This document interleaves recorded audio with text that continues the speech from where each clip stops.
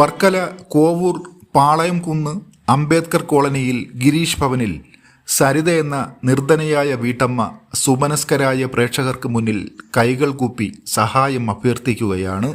സരിതയുടെ മകളായ നന്ദന എന്ന 22-കാരിക്ക് ജന്മനാ തന്നെ സംസാരശേഷിയില്ലായിരുന്നു.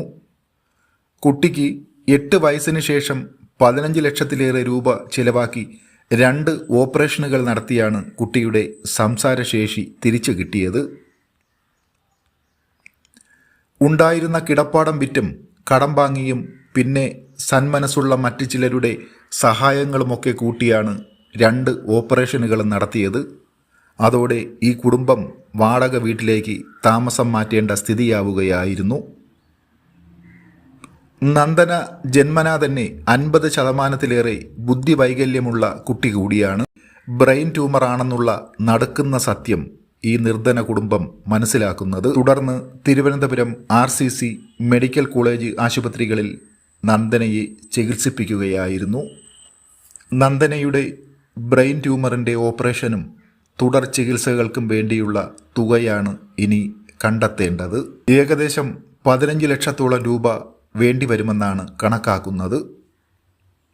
നന്ദനയുടെ അമ്മ സരിത വീട്ടുജോലികൾക്കും തൊഴിലുറപ്പിനുമൊക്കെ പോയാണ് ഇപ്പോൾ ജീവിതം തന്നെ മുന്നോട്ട് പോകുന്നത്.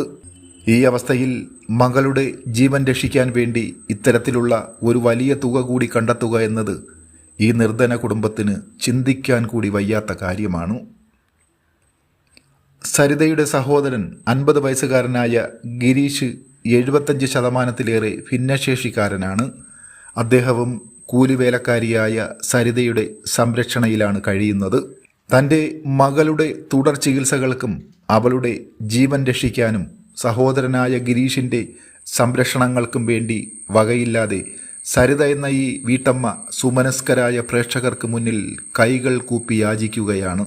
ദയവായി ഈ വീട്ടമ്മയുടെ ദുഃഖങ്ങൾ മനസ്സിലാക്കി പ്രിയപ്പെട്ട പ്രേക്ഷകർ അവരെ സഹായിക്കുക. അവരുടെ Google Pay നമ്പരും ഫോൺ നമ്പരും ഞങ്ങൾ പ്രതീക്ഷയോടെ പ്രിയപ്പെട്ട പ്രേക്ഷകർക്ക് മുന്നിൽ വയ്ക്കുകയാണ്.